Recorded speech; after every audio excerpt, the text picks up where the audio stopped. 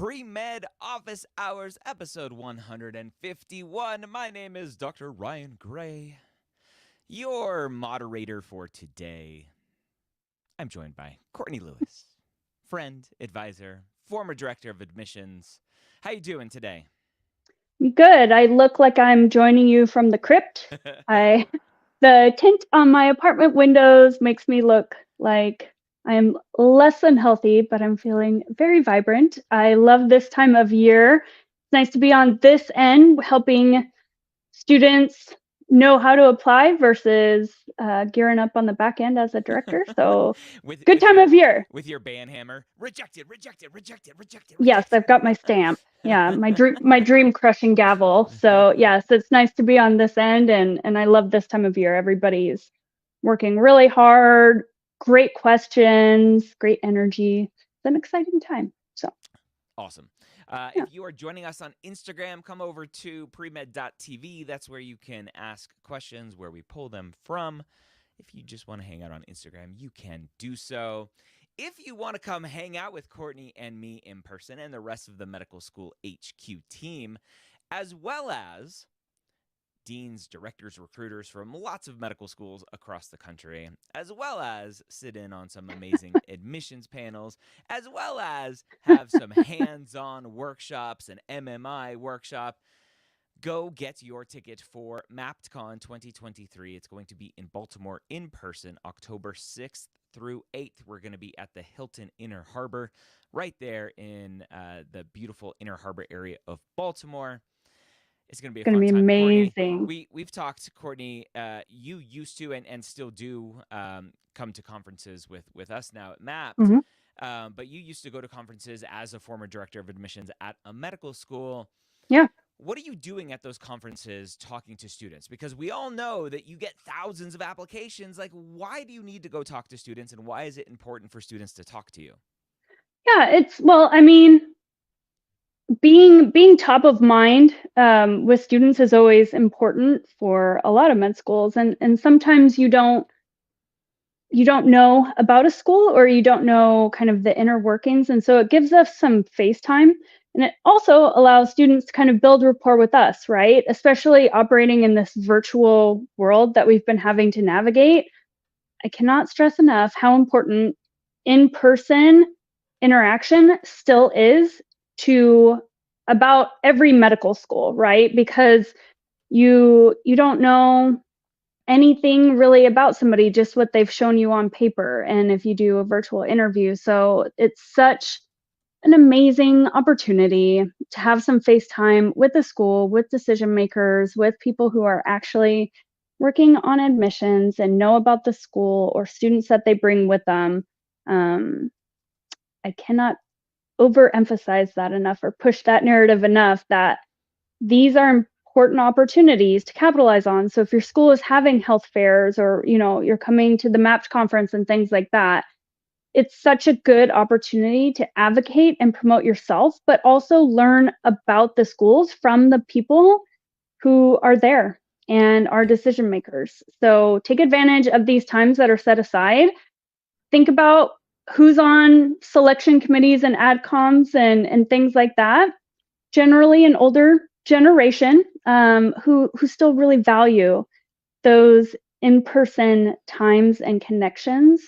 So take advantage. We'll make it worth your while. At least at MapCom, we know, like, we're inviting all of the people that we know that pre-med students have asked for and things like that. It's going to be hyper tailored to the pre-health sphere. And we know we're bringing in people that will really be helpful for the students that, we work with. But yeah. Yep. That's my soapbox. MappedCon.com. Go get your tickets. They're on early bird special right now. Yeah. Why not save a couple dollars? Because it's travel will be kind of the component of it. We're obviously not charging very much at all for the tickets. But we understand that travel is a significant cost, but that's why we're trying to add as much value as possible with who we're bringing in, the panels, the workshops, kind of these one-on-one meet and greets, the schools, that we've already been touching base with. We know they're coming, and looking forward to meeting as many students as possible. So if we can make this something that's also really high value to them, because so many students are coming and taking advantage of these opportunities, it will bode well for everybody involved. Yep. Yeah. Yep. All right. There's a TikToker that does that all the time. Yep. He's like a British supermodel. And he goes, yep. Oh, Anyway, you're watching British supermodels on TikTok, right? he's hilarious. Yeah, he's a ginger like me, so I got to support him. Got it. JB asks, so I have a strong desire for DO so I can enter rural practice. But I'm worried this is not a strong enough reason since MDs can do this too. Exactly. Right. Should I focus on deeper reason in my secondaries? Former director of admissions at an osteopathic school, Courtney, if you read, hey, why are you interested in osteopathic medicine? And the student said, I want to practice rural medicine. Does that resonate with you? Okay. Honestly, that's my reaction. All right, you can do that as an MD as well. There's a lot of MD schools that focus on rural underserved areas, whether it's family practice or not. So you may want to have a deeper meaning than that if it's specific to osteopathic medicine. But if that's really your driver, you can do that through a DO or an MD degree for sure. And I'm sure that people would be happy to have you want to work in an underserved area regardless. So yes, in your secondaries, potentially you'll want to have additional reasons if you are specific to DO. What, other than location, what is it that is the draw? Is it the tenets? Is it the philosophy? Because at this point in time, there's not a lot of differences between the two. There's a bit of training, maybe a little bit of foundational philosophy, but it's not like you're not prescribing drugs or doing surgeries or anything like that. So yep. You'll have to have some reasons. Dr. Gray with an E, let's pick that question. Fluffy. Okay, Lester. How will retaking a 4-credit class affect my semesterly GPA graph? How is it calculated into my GPA? Fluffy, I'm not really sure what your question is. GPAs are calculated based on a simple math calculation. How many credits was the class? What was the point weight of your grade, right? An A is a 4.0 and an A minus is a 3.7, et cetera, et cetera. You multiply those two numbers, and that is your kind of credits that you, or the points that you earned for that class. So if you got a 4.0, let's say, your credit weight for that class at 3 credits is 12. At 4 credits, it's 16.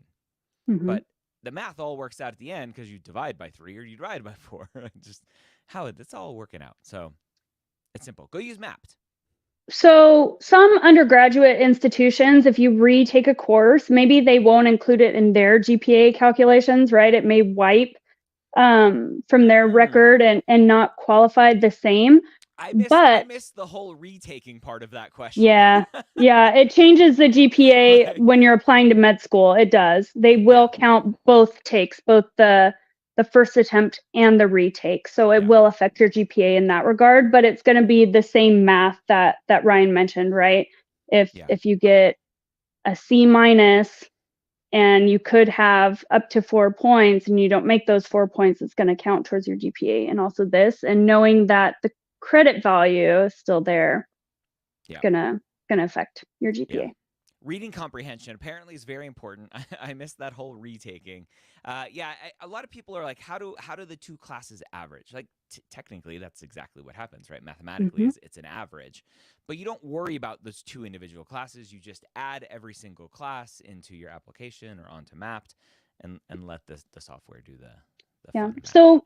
So your semester GPA for that semester may not be very strong, right? You may see a divot based on how many classes you were taking at that time that you had a failed attempt or something like that. And so, yes, that semester will potentially look like a drop. But if it's one class and they can see a retake, generally that's not going to be enough to be like, oh, no, not qualified for med school. We take into account all information. So, if it was you were taking 5 classes at that time or 6 classes at that time very ambitiously, and one failed, that's an easily identifiable, like, oh, we can assume that this was going on, right? Yep. So not a big deal. It is what it is. It's in the past now, but that's how it's going to look. Yep. Akaki, hello. Akaki came on. When were you on? Was that Application Academy? I think so. When writing shadowing activities, or was that my Instagram live on Friday? I forget. Now, whatever. When writing shadowing activity, is it okay to just list the name, specialty, how many hours with each? I shadowed 9 different physicians, and just writing their names and specialties is 400 characters. Sure. Yeah, there's no rules there, especially if you have 9 physicians. Go for it, right? List their name, their specialty, date range, hours for each specialty if you have room for that. If you have room for a sentence of a reflection or takeaway, great. Yep. Go for it. You don't have to put the hospitals or anything like that in, but do include the specialties. Yep. JKLOL, I already graduated in one of my 1-year bio lab classes, has a C-. I've taken other upper division bio classes, but none of them were labs. Do I need to sign up for a class to replace this? Courtney, C-. Not everyone knows that a C- for most, if not all, medical schools is basically an F, right? Is not passing. If this is a gen bio lab, retake, yeah? Yeah. Unfortunately, yes, that is the answer. Most prereq requirements specifically state course with lab.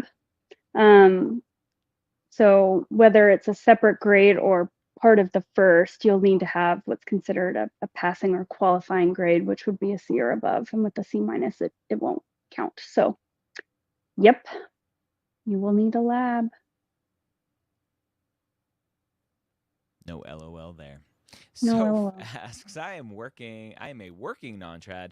For post-bac classes, I cannot take in person at a university due to my schedule. Which is better, in-person community college or online at a university? Oh. Great question. Oh. Is this a straightforward answer, or is it going to be there are 200 medical schools and 200 opinions? Right. I mean, notoriously, like, it depends. I would actually, this is a great question. And I would look at some of the schools that you think that you might be interested in and see if they'll give any signals on what they would prefer, because there probably are some preferences here. I've heard arguments both ways where in person will always be better than online, but taking it at a 4-year institution, I've also heard argument for. So ultimately, at the end of the day, it's going to be what fits your schedule and what you can pull off. That will always be the best. But see if you can find some information on their admissions web pages and things like that, where they'll tell you, or the MSAR, whatever it is that you're referencing, if they accept online credits, because we know that they accept community college. Now, how they view them, even with them satisfying it, you don't know. But let's err on the side that they have no problem with it. That will probably be the one that will give you the most latitude across schools, versus online would be my guess. So I would double check. Yeah. So I pulled up the MSAR here, which this is a good resource. Unfortunately, you have to pay for it from the AAMC. But every school should have a chart that looks something similar to this, where it says required recommended pre-medical coursework. Now, so if your question is a little bit more specific about post-bac classes, and you may be doing it to improve your grades, maybe you took your prereqs already and you're trying to take some upper division stuff. So this doesn't technically pertain to that specific scenario, but let's say you're a career changer and you haven't taken your prereqs yet. You can see here the general potential bias that a school may have. So this is Albany, And you can see that they have a bias based on their chart here for Mm-hmm. online courses. They say no to all of the online courses for prereqs. But they do say yes for community college accepted. Yep. So again, this doesn't specifically answer our question if you're kind of an enhancer, an academic enhancer, but we'll give you a general idea of what's going on. And then you have schools out there like Hopkins that historically post-COVID said, hey, we're changing our tune. We're going to accept Mm-hmm. all online classes, pre-COVID, post-COVID. We taught med school online. You can obviously take prereqs online. And I was like, Yeah. hallelujah, someone has some Right. logic in this process. Right. So, yep. There you It's go. going to take some digging and some research, but there are resources. So that's MSAR for MD schools. You can probably find in a roundabout way on the Choose DO for DO schools if you're looking at those for online versus community college as well. They'll let you know if they accept online coursework, and if it's just during COVID or if it's beyond. So good luck. That's the Choose DO Explorer if you Google that. Soph said, thank you. The chart was super helpful. Good. Aliu, as a registered nurse, I have a nursing research I spearheaded. I have clinical experience and volunteer work. I also work in a hospital. Do I have to shadow a doctor? Mm-hmm. So I have a very specific answer to this. My answer is yes. As a nurse, you don't see the full in and out of what a physician does. You see parts of their job working kind of side by side with them. So I'm a big fan of saying yes, even though you have a fantastic clinical job, you should also shadow a physician. That doesn't mean you need to go shadow 20 hours a week. If you go shadow for like 5 hours or 4 hours, a half day every month or every other month, you're probably fine. And I encourage you to, maybe pick different settings, right? If you are at a hospital, go to a private practice, go to a dermatology clinic, right? Like, see what physicians' day-to-day looks like in other settings, which will give you a little bit of breadth and depth to your understanding of like what their role could look like in other areas that you'd be able to speak to. Yes. Luke asks, I have not found many great resources, except for ours, on the Other Unique Experiences essay, also known as the Other Impactful Experiences essay. Yeah. I don't know what it is about premeds. Premeds love to throw out the word unique, where almost nowhere does unique come up, right? Nobody is asking for unique. Right. So, Other Impactful Experiences. Is it okay to talk about big COVID setbacks? A family move abroad to Italy, addressing why I didn't use my CNA license. All Courtney? Of the above. It qualifies under the prompt, right? The prompt is about challenges, family things that were going on, any barriers, or just things that you think that the AdCom should know to give them some context that you weren't able to address elsewhere in your application. So technically, any of those things would qualify if you feel like they add value or context or would be helpful to know, to enhance your application. Or maybe this family move was during a particular time where it's evidenced something in your application that you weren't able to provide any context or additional information for. So here's your opportunity. So yeah, sure. That context is a big part, right? Luke, is what can I tell the admissions committee that will help give them context as they look at the rest of my application? For me, not using your CNA license is like, lots of people get their certifications because they're potentially interested in something, and then they have something different come along. So to me, that's not a big one, but if you think it adds context to your application, go for it.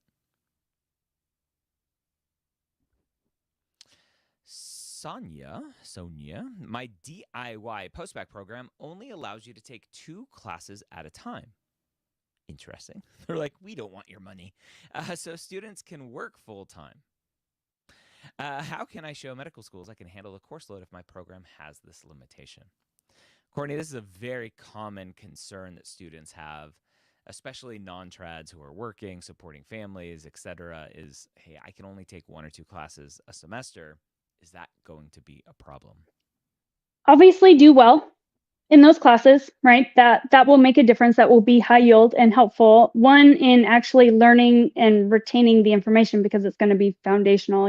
You'll need that information. But two, we get to see kind of a bunch of different data points. So we will see if you're working full time during the time that you're taking your post-bac, and that's not nothing to us, right?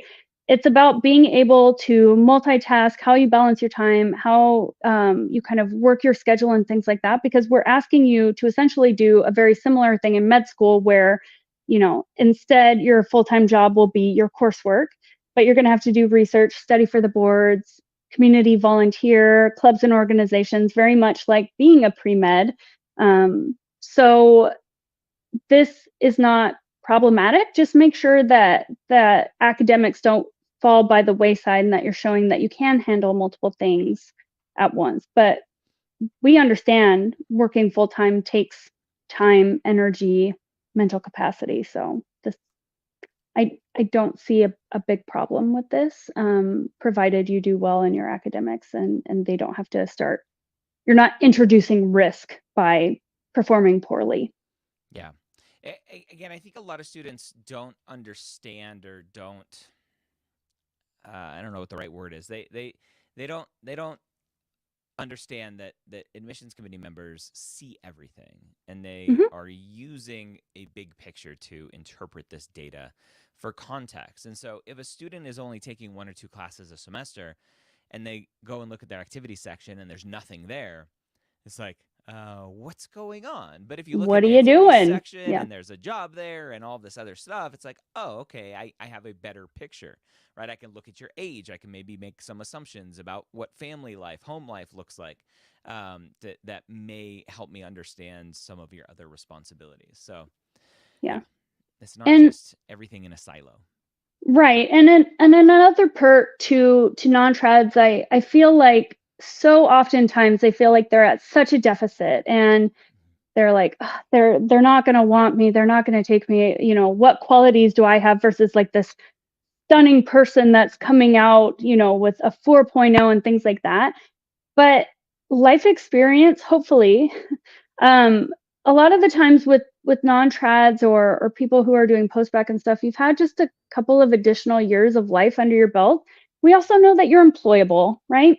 You've had to work full time. You've had to work in a team environment. So we can hopefully assume that in third and fourth year, you're not going to be a problematic person because you've worked in an actual capacity where people had to depend on you, and you're not going to have professionalism problems or show up late or things like that, where if people have kind of just done undergrad research and really focused on their academics, they may not know as much about a work environment, and we're putting them into fully fledged private practices, hospitals, surgical centers. So there are a lot of perks of actually having work experience under your belt and just a couple of additional years, and having to consciously make a choice to determine to go to school to get these classes, to work full time while you're doing it, to purposefully choose to do the pre-med path. So don't feel like that's not valuable or that's not seen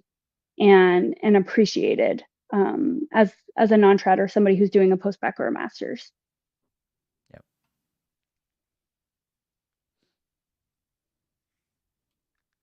Andrew asks, I'm wondering what is the latest I can take the Casper test for this cycle. I am scheduled for June 1st, but it seems that I have a time conflict. Oh, Casper, SJT, the AAMC preview. There, Courtney, again, like the process that schools use to review applications, do they use Casper as part of their determination for marking an application complete versus are they looking at it post-interview versus are they looking at it to screen for an interview? It's so different, right? And the best thing that we can always say is earlier is always almost better. So, yeah, if you gotta move the date, move the date. Yep. Gerbear, for the activity section, I would like to share my experiences babysitting my cousins and siblings because it was such an important part of who I am. Is this possible? Courtney, are there any rules to this process? Yeah. No, Yes. yes. Yeah. I mean, yes, at the end of the day, but it's it's really up to you on what you want to share. If this took a significant amount of your time and was part of your development, and you have a takeaway from it, it sounds like there were quite a few hours devoted to it. So that's not problematic. Yes, you can add that. Yes, you can. Yeah. So just as an example here, right? Are there rules? Well, a very common question we get is, can you include stuff from high school? And AMCAS doesn't say anything about it. A COMIS says, hey, your activities should ideally be within the last 10 years and ideally collegiate level. TMDSAS says nothing from high school. Right? So 3 application services, 3 separate answers there. Mm-hmm.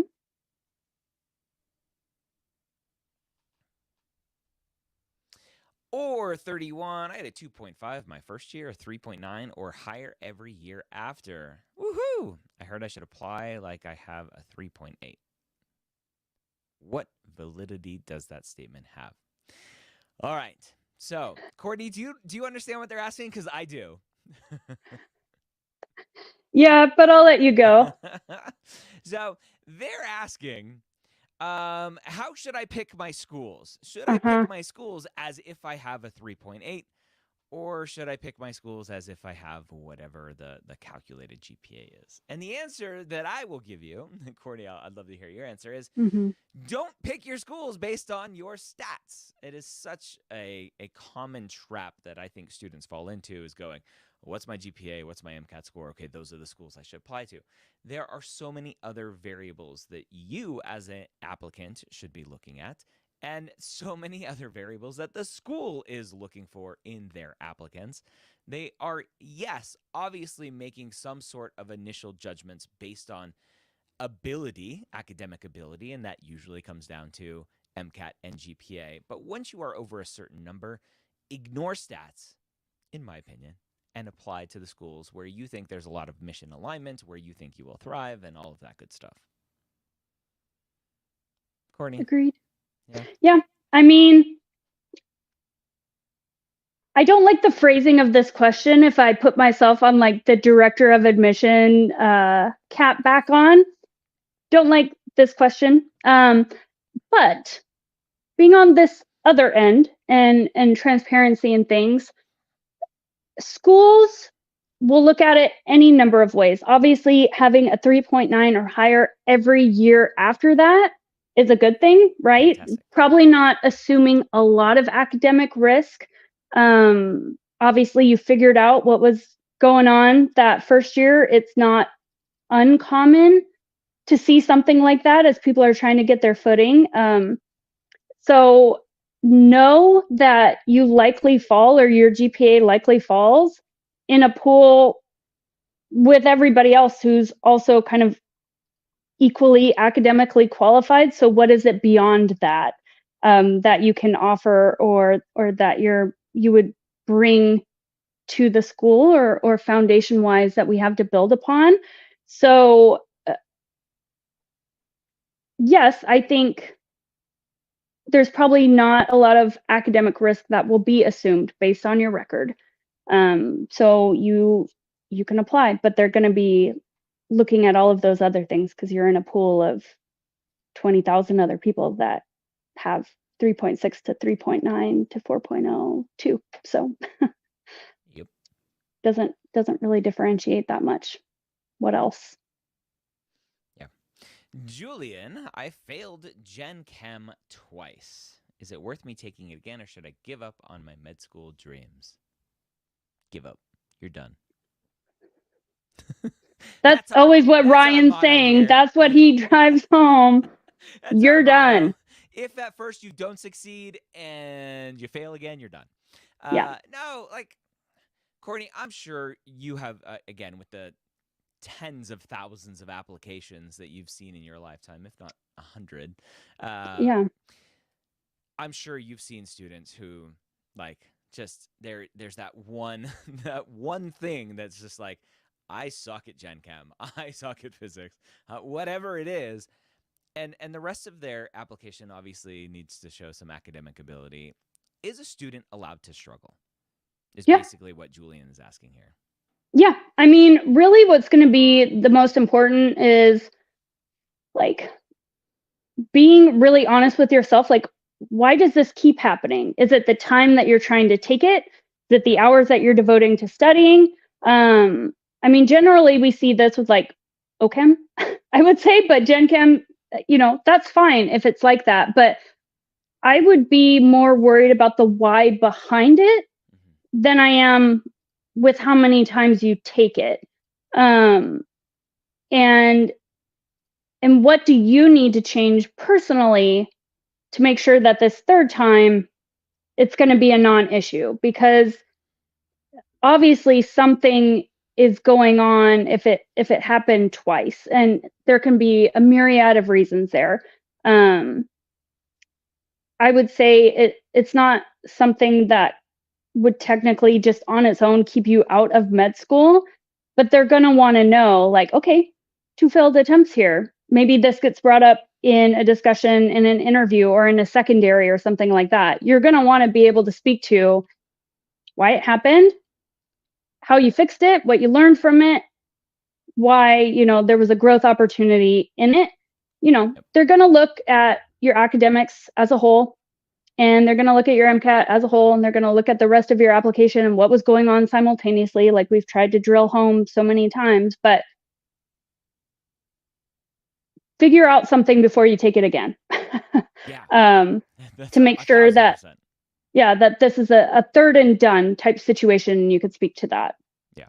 Stop digging a hole. To me, there's a question. 2 failed attempts to me is either just obviously completely got derailed by life, which happens twice, which is a little more unusual.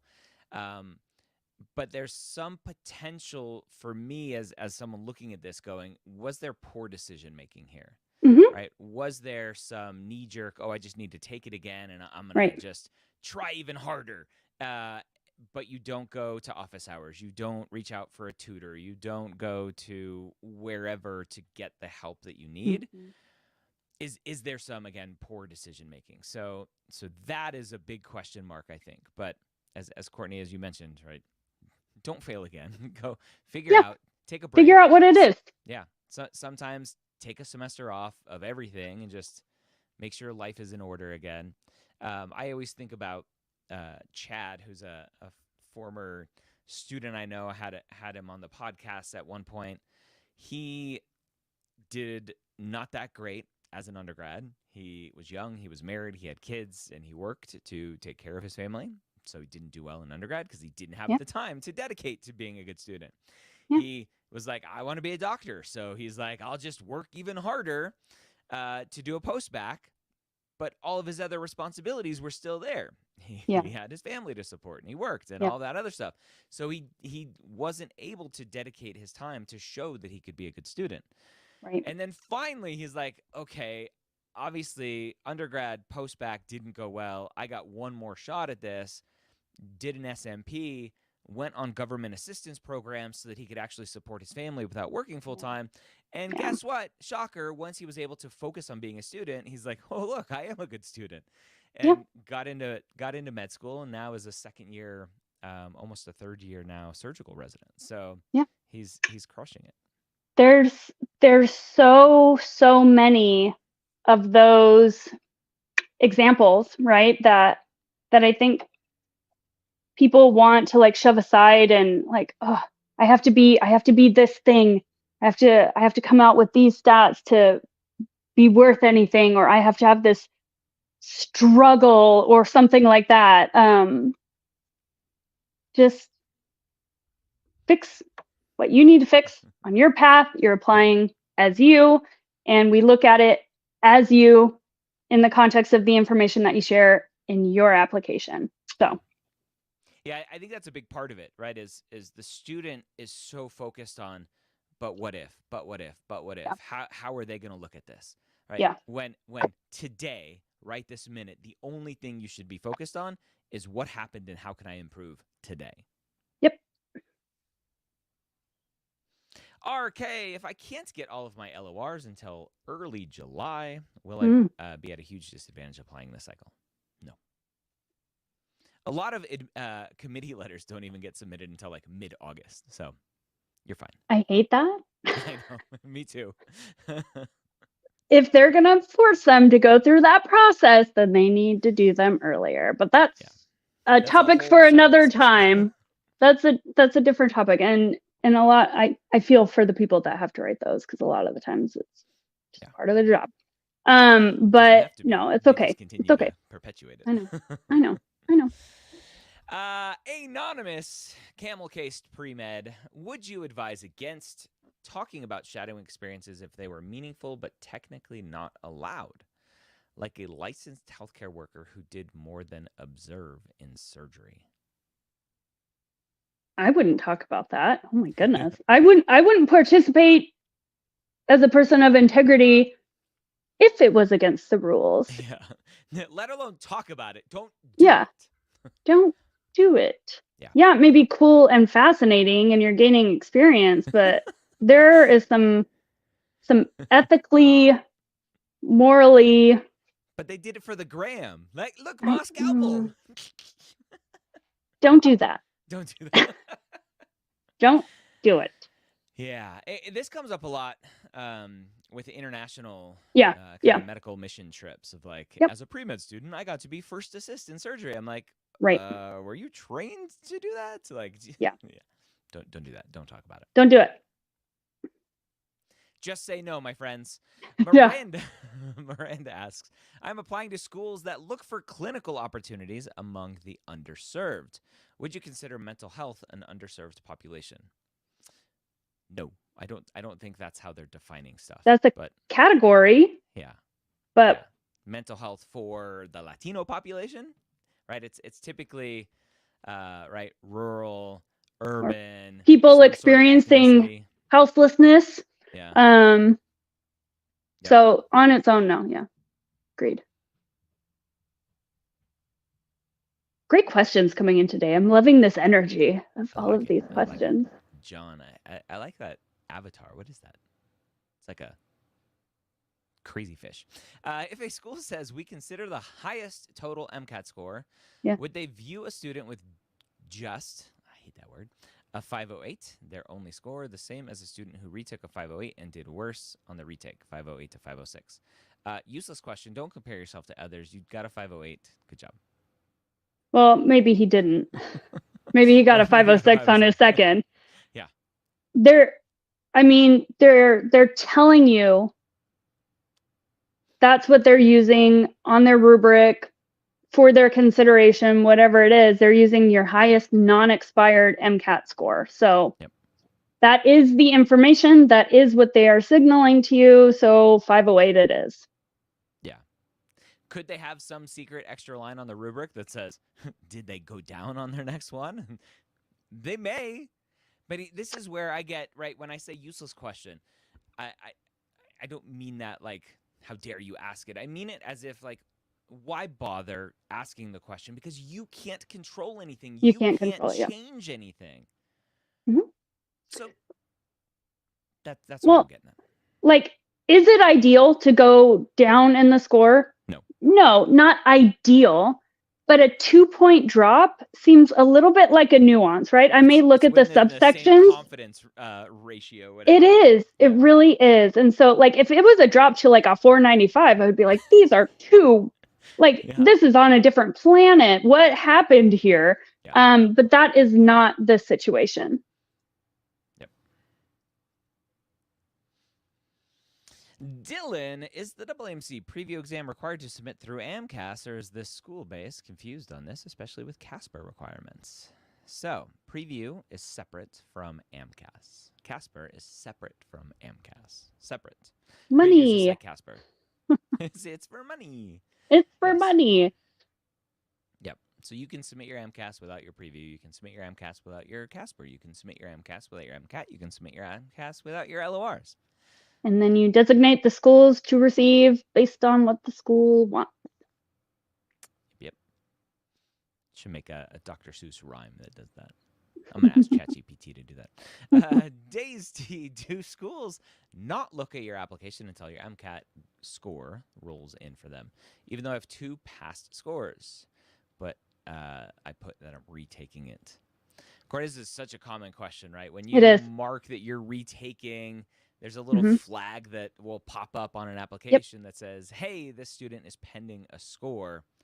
Even if a student has a previous score, maybe that they're scared of being screened out based on that previous score, a lot of times the student will like not submit their application until their new score is in, which is potentially hindering them based on verification timelines and stuff. Should they be reassured that most schools are probably just going to sit on an application? They're not going to judge you based on your old scores because you have a new score coming in? I'd say for the most part, yeah. If you have an upcoming pending one, I'm gonna want that data point. And if I have to wait 2 weeks, 3 weeks to get it, I'll probably just put you in a pool, like a holding pool. Sometimes we would have people signal to us like, hey, I do have this upcoming take. I would like to be placed on hold until that score is released. Fine, happy to do it.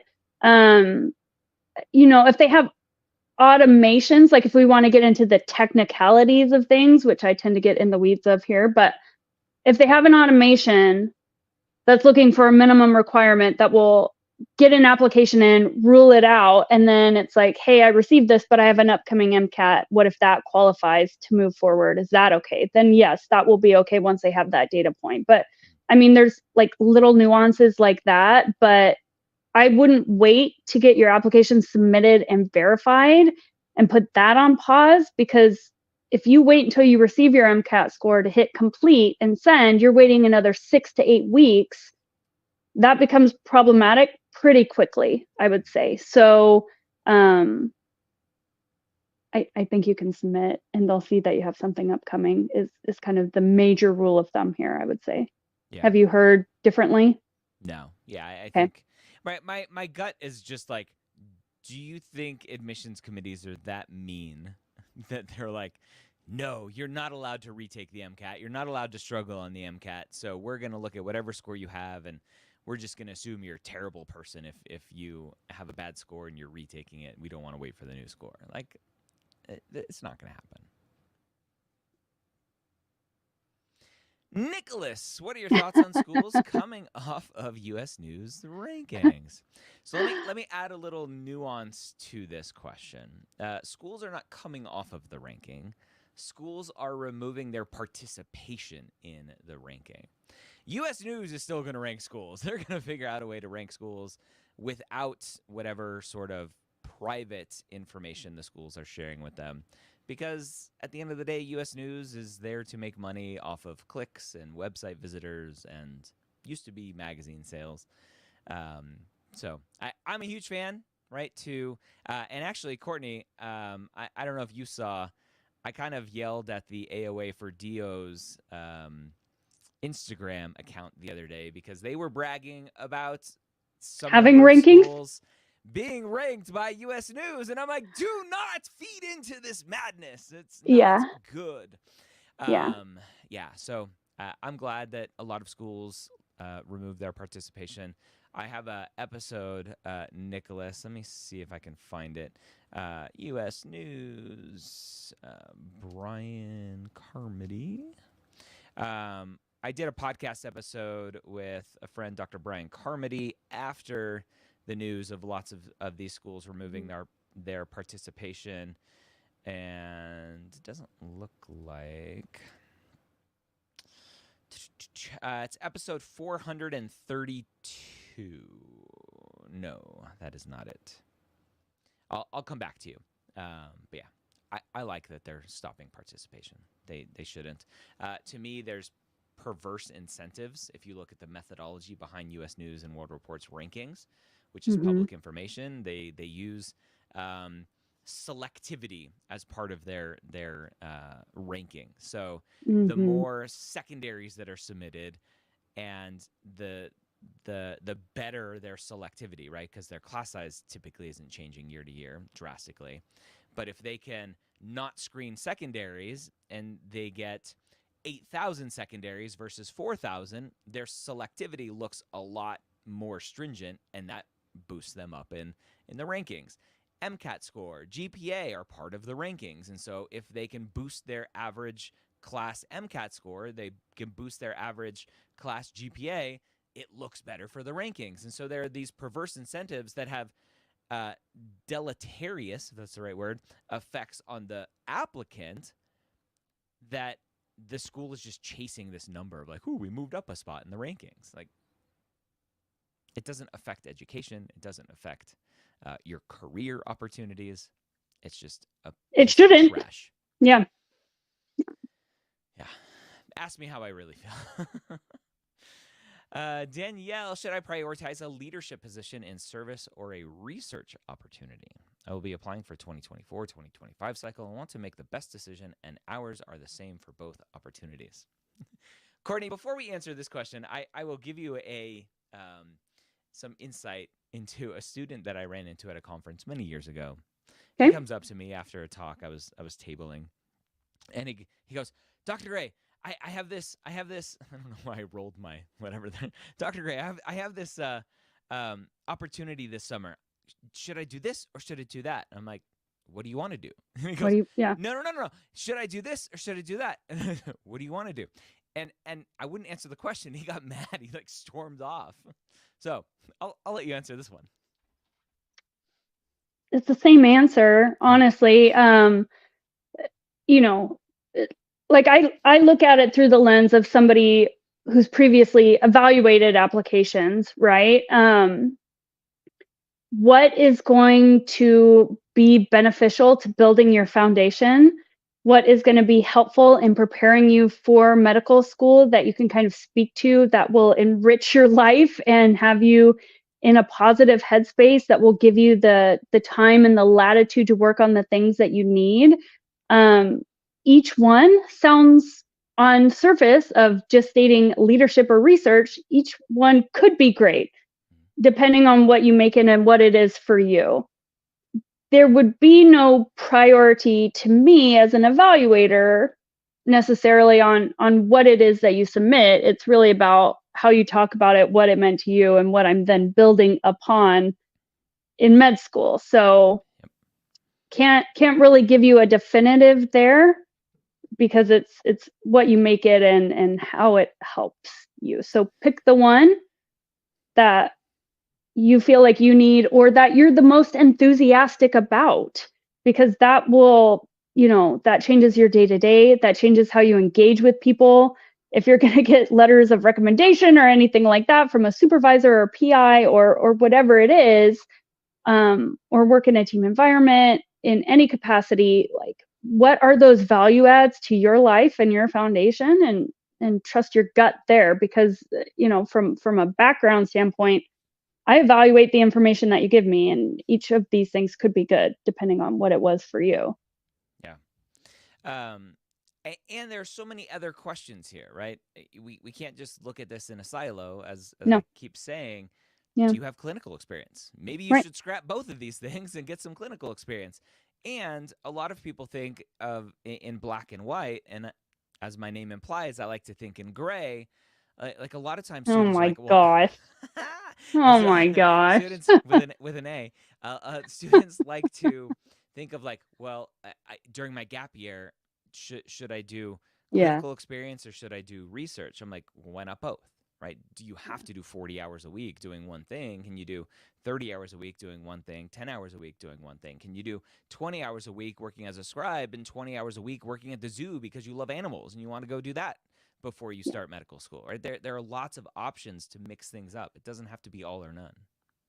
And I mean, just kind of like we talked about before, breadth and depth of experience across the board can be really valuable and show that you're kind of a multifaceted person, right? Like maybe you're a Renaissance person and you have multiple interests and you have lots of different passions. Like equally, that's not important. Obviously, some clinical aspects where you can kind of speak to what the day-to-day of a physician looks like or what it's like working with patients, that will always be valuable. But like beyond those things, I really want to know about you and your passions as a person. These are like nuances. These are additives, right? To give us some context of view. And so it doesn't have to look so canned or stale or dry. Like if you want to add something that's kind of wacky or maybe not the traditional thing, that's okay too. So think about what's going to prepare you to hit the ground running, where you're going to feel fulfilled, where you're going to feel prepared to start medical school as much as one can. And give you that life experience that you need. Yeah, and want sometimes. Yeah. Premedyears.com/520 is that episode that I did with Dr. Brian Carmody about a lot of those schools leaving or stopping their participation in the U.S. News and World Reports. Alpha, how many clinical hours are good to be considered in medical school? More than 0? More than 0. Less than infinity? Somewhere in there. Yep. I've seen combat medics that had over 10,000 hours in the field, and I've seen people that have done 200 total hours, some in shadowing, some, as a CNA or, various things like that, caregiver for a family member, right? Like that's a big difference, right? But each person has the opportunity. It's really about you, where you're at, foundation, what we can build upon, how you fit to the school. So more than 0. Exactly. Less than infinity. Before we jump to the next question, just a reminder, we don't talk about it often, we do offer one-on-one advising here at Medical School HQ. We just brought on a new advisor onto our team who's a former director of admissions at UC Irvine. She was on the admissions committee at USC Keck. And so our schedule is opening up a little bit more for that. So if you need help with your essays for this cycle or interview prep or any of that, go over to medicalschoolhq.net/advising as the ticker is showing down below. Courtney's available. We have Dr. Scott Wright, another former director of admissions. And Verinia Graham, who's amazing. I'm available if you want to snag the last little bits of my time, so I would jump on it quickly. But also for those of you who are still like early on in your undergrad, right? Like you're maybe a freshman or a sophomore, we actually do advising for that. So, if you don't have access to an advisor or you just want more time, like we all have experience with undergraduate advising up to the pre-med point into medical school. Like, I've created pathways with colleges and things where they were feeder programs and stuff. So we all have experience and background in that area too. So if you want that, we can also offer that too. Yep. We call that pre-med pathway. Yeah. So go check that out. And then we also offer MAP to maps.com, which is our free platform to help you track everything. And you can do some chat advising through that as well with Maps Pro. Yep. All right, let's do one more question.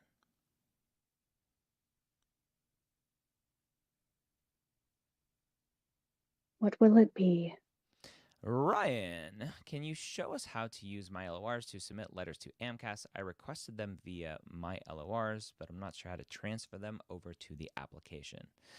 Let's do it. All right, so let me log into my Mapped account. So MyLORs is our version of Interfolio, built from the ground up to be specifically for pre-health students. So let me share my screen. We got Mapped here. All right, so this is our Mapped demo account as I add it to the screen. And you can see here on the side, we have, if I can zoom in, we have MyLORs off on the side here. So if we click on that, we can then see what letters we have in our system. And you can see here that we have 2 letters, both of them written by me, apparently. One has passed the QA process, and one is still pending. I leave that one pending just for showing other people what that looks like. If I click into the actual letter of request, we can see the request there. We can see that it's pending. And then over on the side, what we have here, we've already marked it for AMCAS, and we have auto submit checked. What we're waiting for is the letter ID. So what you need to do, Ryan, is you go into AMCAS, and this is a similar process for a COMIS. You go into AMCAS and request a letter of ID, or a letter of recommendation, the same way that you would if you weren't using MyLORs for AMCAS. AMCAS will give you a PDF that is, quote unquote, supposed to go to the letter writer. But you don't have to send it to the letter writer because the letter writer technically has already submitted their letter to us. So inside here, on that PDF, on that document, is a letter ID. You put the letter ID here, you submit it, and it's good. If you don't want to submit automatically, you just would do what you want, and you can submit later.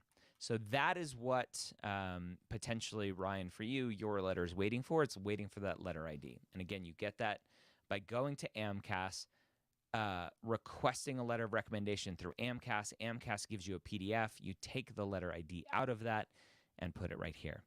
For COMIS, it's a little bit different. We do it very similar to Interfolio, where you can see here there is this very special 142 advisor at mg.map.com. I don't know what MG. Oh, I know what MG is for. You take this email address, and this is the email address that you give to a COMIS. A COMIS will then email us as if we are the letter writer, and we will take the information out of it that we need, and we will submit automatically. Both of the submission processes to a COMIS and to AMCAS are automatic. We're not manually uploading stuff. It's all automatic once we have the information. So hopefully that was helpful. That may sound confusing to some people, but it's not. This is a common process. Once you have the application, you will know that these are the kind of things that you need to track and do. Like if you're using Interfolio or requesting letters and things like that, this is just part of the process. But at least ours is tailored to like check and keep things confidential and correct, and then send it on. So you got it. Good product. All right, my friends, thank you for coming and hanging out with us for another scintillating episode of Premed Office Hours. Don't forget to go check out mappedcon.com and get your tickets for our amazing event in October in Baltimore. Come hang out with us. 1,000 students. We're going to have lots of med schools there, representatives from schools, and physicians talking about their careers, and PAs talking about their careers, and NPs talking about their careers, and so much more. Come play. It will be worth your time to come. Just come hang out with me at the bar until like 3 o'clock in the morning. Gosh. That'll be fun. Not drinking, of course. I don't drink. Of course.